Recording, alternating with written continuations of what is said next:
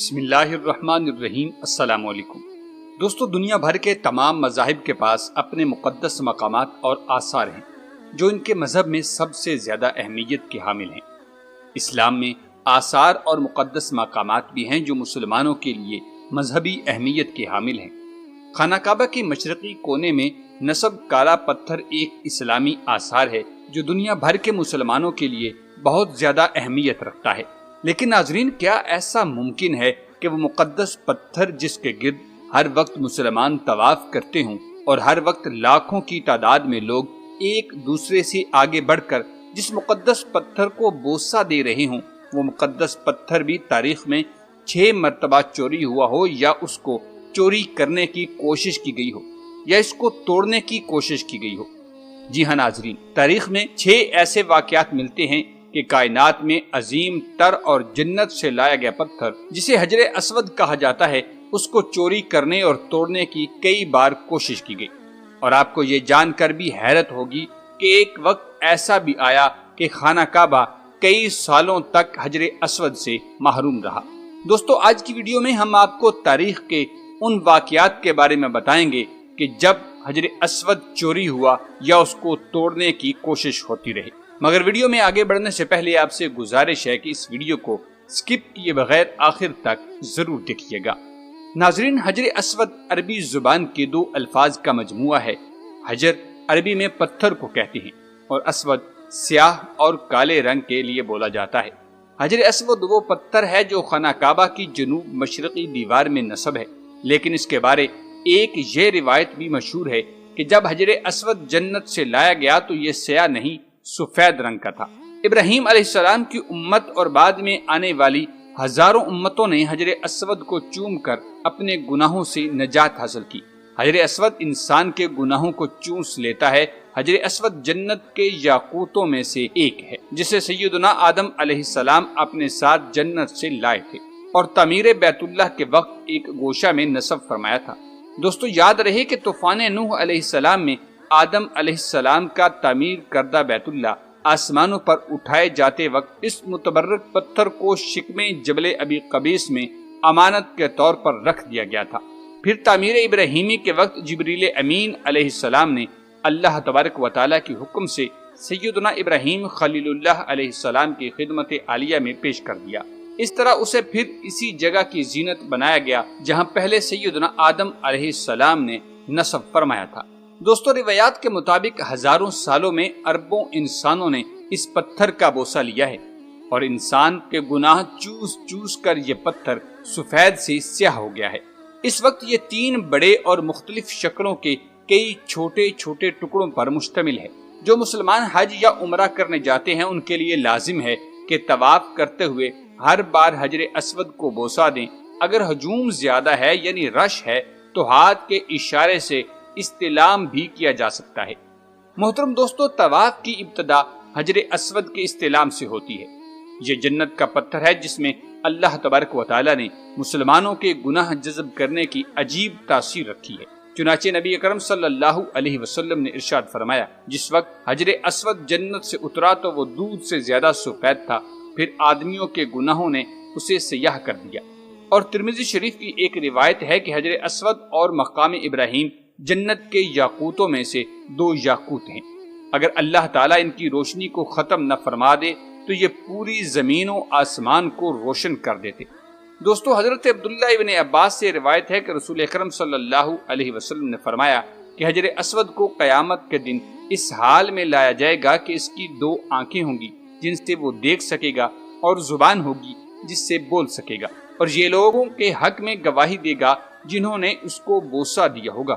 ناظرین گرامی، اس کے فضائل اور اوصاف میں حضور نبی کریم رؤوف الرحیم صلی اللہ علیہ وسلم کے بہت سے ارشادات عالیہ موجود ہیں اور تاریخ کی کتابوں کی زینت بنے ہوئے ہیں، لیکن جنت کا یہ انمول موتی گردش ایام کی ستم رانیوں سے محفوظ نہ رہ سکا۔ بارہا حوادثات کا شکار ہوا اور اس کے نازنین بدن پر کتنی ہی مرتبہ زخم آئے تھے۔ سب سے پہلے قبیلہ بنی جرہم کے متعلق ملتا ہے کہ ان لوگوں نے مکہ سے نکلتے وقت حجر اسود کے ساتھ چھیڑ چھاڑ کی تھی۔ تاریخی حوالوں کے مطابق جب بنو بکر نے قبیلہ جرہم کو مکہ سے نکالنے پر مجبور کیا، مکہ سے بے دخل ہوتے ہوئے قبیلہ جرہم کے رئیس عمر بن حارث نے کعبہ میں رکھے 2 سونے کے بنے ہرنوں بیش بہا قیمتی اشیاء جو کہ اہل مکہ بطور امانت کعبہ میں رکھتے تھے، اور اس کے ساتھ ساتھ حجر اسود کو کعبہ کی دیوار سے نکال کر زمزم کے کنویں میں دفن کر دیا تھا، تاکہ اگر کبھی ان کو موقع ملے تو ان کو نکال کر خود لے سکے، اور مجبوراً یمن کی جانب کوچ کر گئے تھے۔ دوستو، اللہ رب العزت کی حکمت دیکھیے کہ یہ پتھر زیادہ عرصہ زمزم کے کنویں میں نہیں رہا۔ جس وقت بنو جرہم کے لوگ حجر اسود کو زمزم کے کنویں میں چھپا رہے تھے، ایک عورت نے انہیں دیکھ لیا۔ اس عورت کی نشاندہی پر حجر اسود کو زمزم کے کنویں سے نکال لیا گیا تھا، مگر ایک روایت یہ بھی ہے کہ زمزم کے کنویں کو جناب رسول خدا صلی اللہ علیہ وسلم کے دادا جان جناب عبد المطلب نے کھود کر برآمد کیا تھا، اور اسی وقت حجر اسود بھی برآمد ہوا تھا۔ نمبر 2، سب سے بڑا واقعہ 317 ہجری میں پیش آیا، جب قرمطیوں نے نہ صرف حج زبردستی روکا بلکہ بڑی تعداد میں حاجیوں کو قتل کیا اور حجر اسود کو اکھاڑ کر اپنے ملک لے گئے تھے۔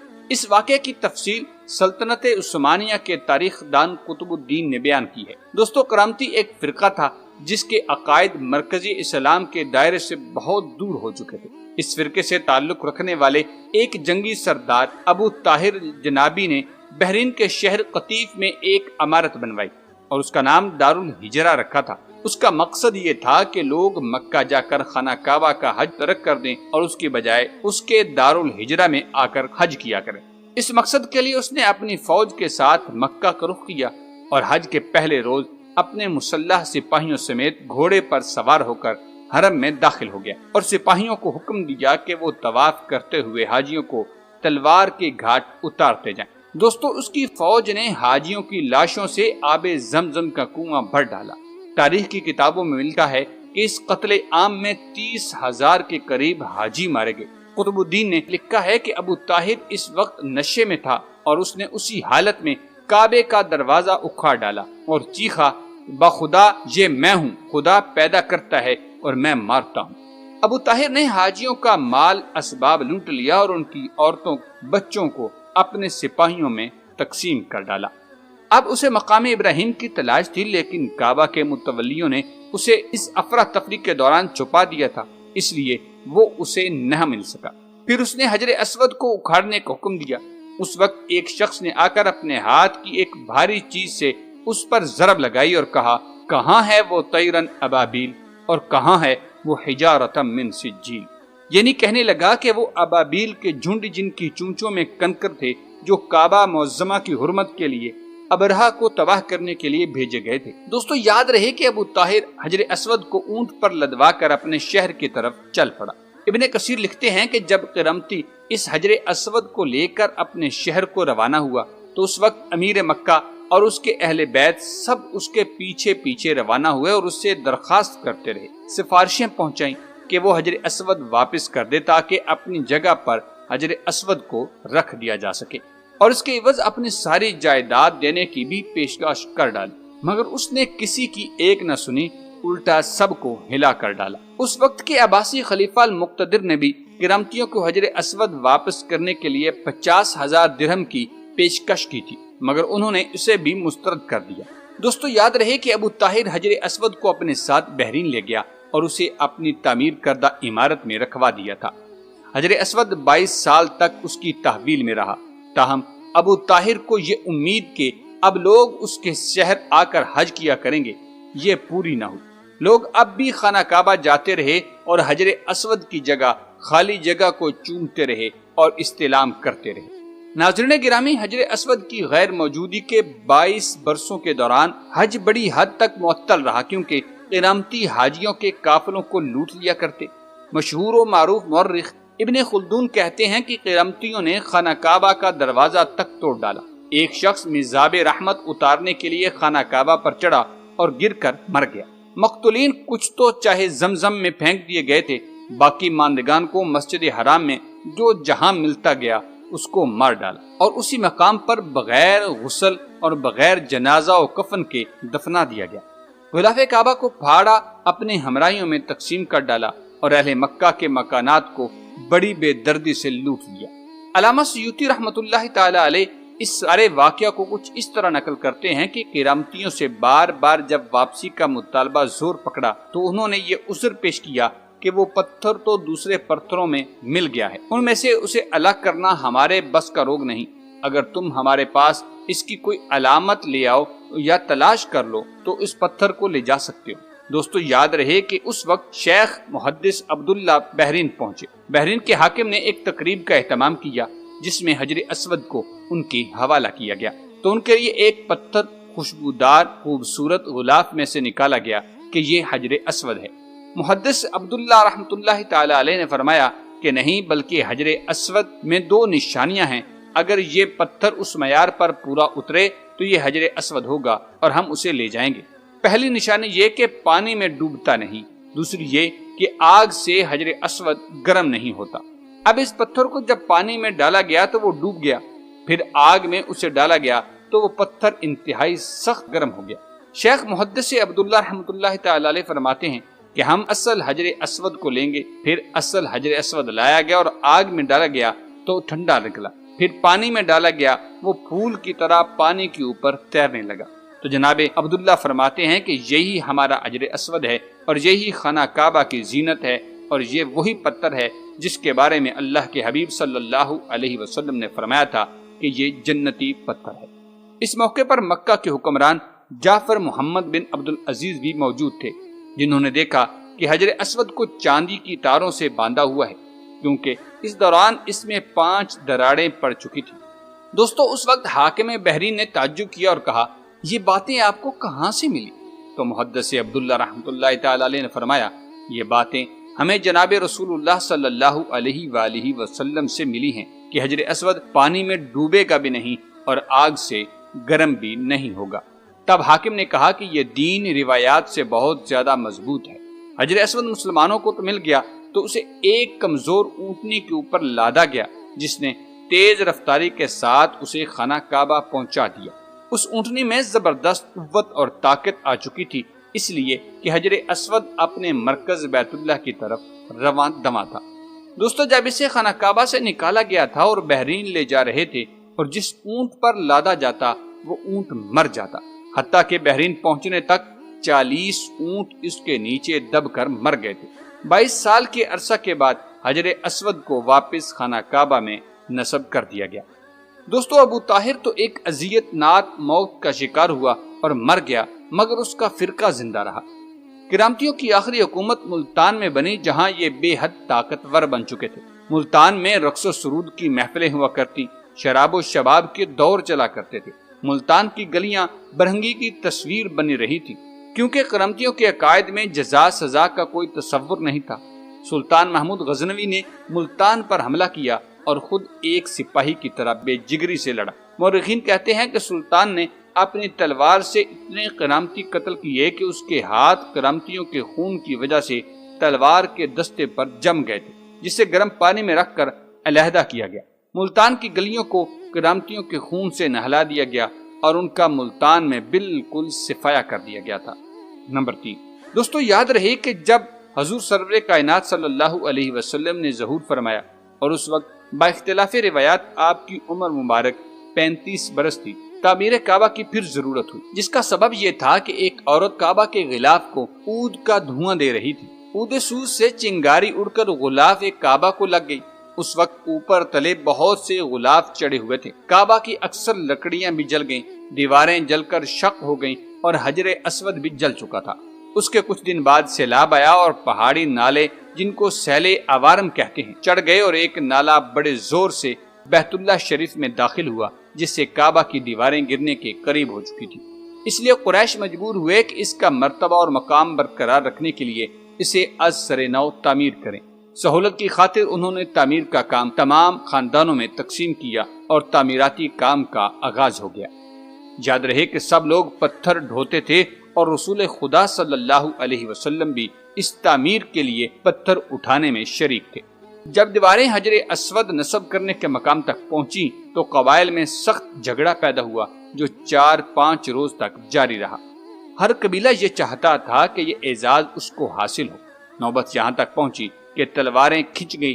عرب میں یہ دستور تھا کہ جب کوئی شخص جان دینے کی قسم کھاتا تو پیالہ میں خون بھر کر ان میں انگلیاں ڈبو لیتا تھا۔ اس موقع پر بھی بعض دعوے داروں نے یہ رسم ادا کی اور اس جھگڑے کی وجہ سے 4 دن تک کام رکا رہا۔ 5ویں دن قریش کے سب سے زیادہ بزرگ شخص ابو امیہ بن مغیرہ نے مشورہ دیا کہ کل صبح کو جو شخص سب سے پہلے باب بنی شیبہ سے حرم میں داخل ہو وہی ثالث قرار دیا جائے۔ سب نے یہ رائے تسلیم کی۔ دوسرے دن تمام قبائل کے سردار موقع پر پہنچے۔ اللہ کی مشیت کہ اس کے بعد سب سے پہلے رسول خدا صلی اللہ علیہ وسلم باب بنی شیبہ سے تشریف لائے۔ لوگوں نے آپ کو دیکھا تو چیخ پڑے، حاذا الامین رضینا حاذا محمد صلی اللہ علیہ وسلم، یہ امین ہیں، ہم ان پر راضی ہیں، یہ محمد ہیں۔ دوستو سوچیں اور غور کریں کہ جس عزت اور شرف کو ہر قبیلہ حاصل کرنا چاہتا تھا اور خون سے بھرے ہوئے پیالے میں انگلیاں ڈال ڈال کر مرنے مارنے پر شدید و غلیظ قسمیں کھا چکے تھے، اس عزت، اس شرف، اس مقام کے معاملے میں اللہ تبارک و تعالیٰ نے وہ سب کچھ اپنے پیارے پیغمبر حضور خاتم النبیین صلی اللہ علیہ وسلم کو عطا فرمایا تھا۔ ناظرین، یہ معاملہ جب حضور صلی اللہ علیہ وسلم کے سامنے پیش ہوا تو حضور نبی کائنات صلی اللہ علیہ وسلم نے کندھے سے ردا مبارک اتاری اور اپنے دستے مبارک سے حجر اسود اس کے اندر رکھا، اور پھر نبی کائنات صلی اللہ علیہ وسلم نے ارشاد فرمایا کہ ہر قبیلے کا ایک ایک معزز فرد اس کپڑے کو پکڑ لے۔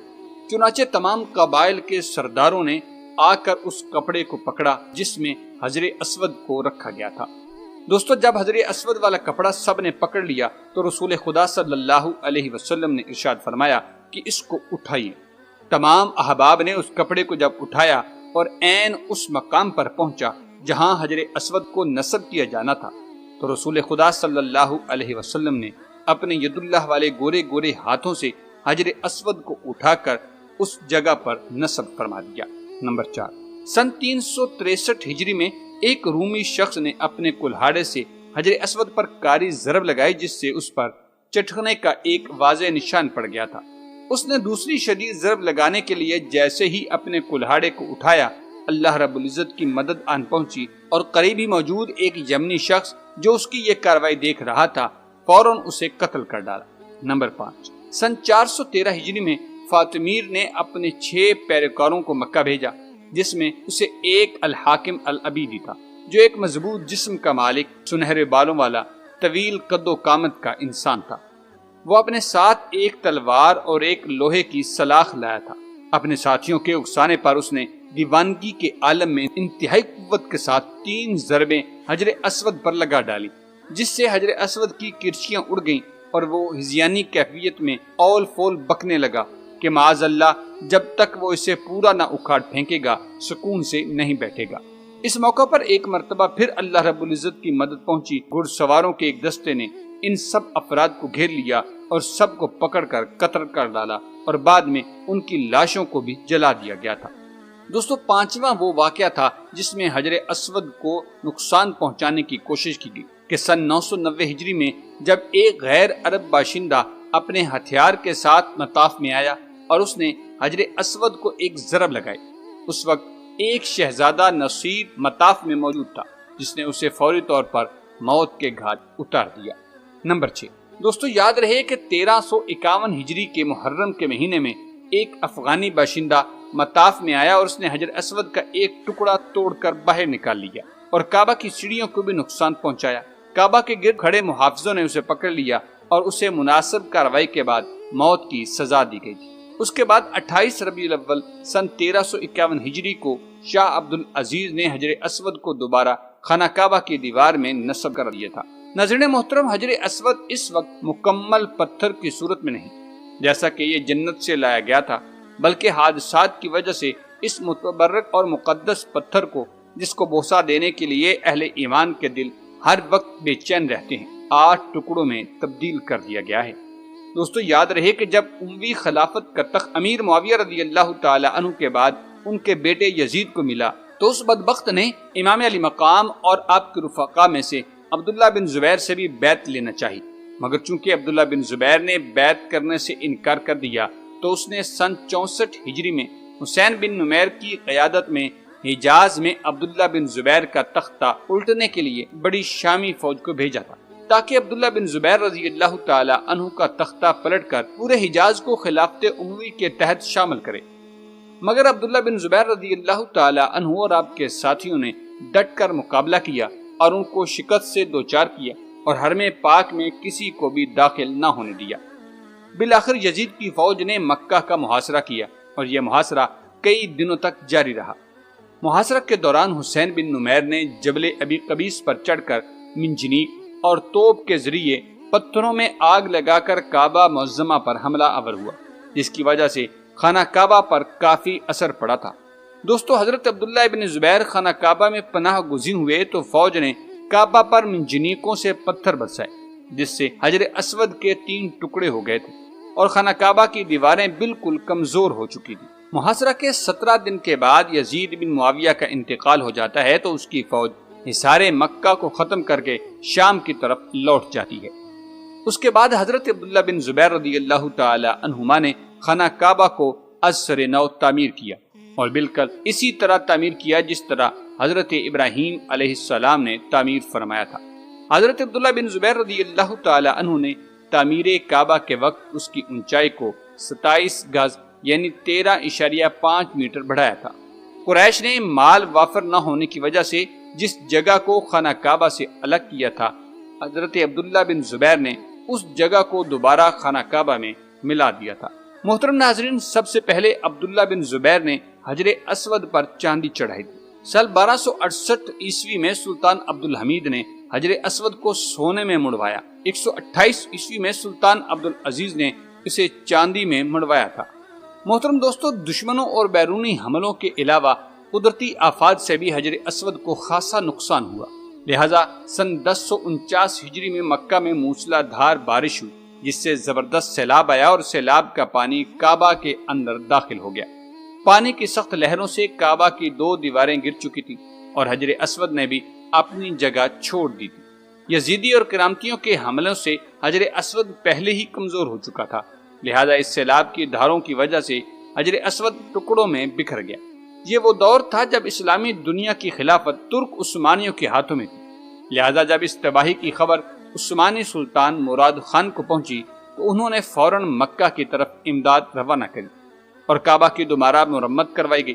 حجر اسود کو جو اب 13 ٹکڑوں میں علیحدہ ہو چکا تھا، انہیں گلاب سے دھو کر ان کی جگہ جمایا گیا اور مثالے میں مشک و صنوبر ملا کر اسے بٹھا دیا گیا تھا۔ محترم دوستو، اگر حجر اسود کے متعلق سائنٹیفک ریسرچ کی رو سے بات کی جائے تو عیسائی سیاحوں اور آرکیالوجسٹ کی رائے یہ ہے کہ حجر اسود کسی شہاب ثاقب کا ٹوٹا ہوا حصہ ہے۔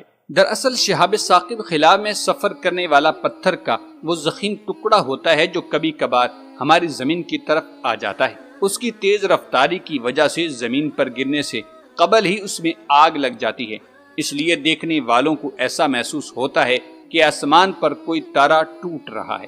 شہاب ثاقب ہزاروں سال سے ہماری اس زمین پر گرتے آئے ہیں، جس کا ذکر اسلامی روایتوں میں قوم لوط یعنی سدوم اور عمورہ پر گرنے والے عذاب کی شکل میں بیان کی جاتی ہے۔ یہ شہاب ثاقب نہایت ہی قیمتی مانا گیا ہے، جو خالص لوہے سے بنا ہوتا ہے۔ اسی طرح کے گرنے والے ایک شہاب ثاقب کی ٹکڑوں سے قدیم مصر کے فرعون نے اپنا ایک خنجر بنایا تھا۔ اسی طرح قدیم یونانی بھی ایک شہاب ثاقب کے ٹکڑے کی پوجا کیا کرتے تھے۔ غالباً اسی وجہ سے ماہرین نے یہ خیال کیا کہ حجر اسود بھی شہاب ثاقب کا کوئی ٹکڑا ہوگا جو قدیم دور میں اس زمین پر گرا تھا اور لوگوں نے اسے کعبہ شریف میں نصب کر ڈالا۔ لیکن دوستو، یاد رہے کہ یہ نظریہ ایک صریح غلطی ہے، کیونکہ احادیث سے یہ واضح ہے کہ حجر اسود کو خود جبریل امین زمین پر لائے تھے، جو کہ ایک جنتی پتھر ہے، نہ کہ کسی شہاب ثاقب کے گرے ہوئے معمولی پتھر کا کوئی ٹکڑا۔ دوستو، بہرحال احادیث کے مطابق قرب قیامت میں حجر اسود کو اٹھا لیا جائے گا۔ لہذا عبداللہ بن عمر رضی اللہ تعالی عنہ سے روایت ہے کہ رسول خدا صلی اللہ علیہ وسلم نے فرمایا، اللہ قرآن کو لوگوں کے سینوں سے اٹھا لیں گے اور حجر اسود کو بھی قیامت سے قبل اٹھا لیا جائے گا۔ لہذا جب تک حجر اسود تم میں رہے گا، تم بھلائی پر گامزن رہو گے۔ اس پتھر کو جبریل نے خود رکھا تھا اور قیامت آنے پر وہ خود اسے اٹھا لیں گے۔ امید کرتے ہیں کہ آپ کو یہ ویڈیو پسند آئی ہوگی۔ ملتے ہیں ایک نئی ویڈیو کے ساتھ، تب تک کے لیے اللہ نگہبان۔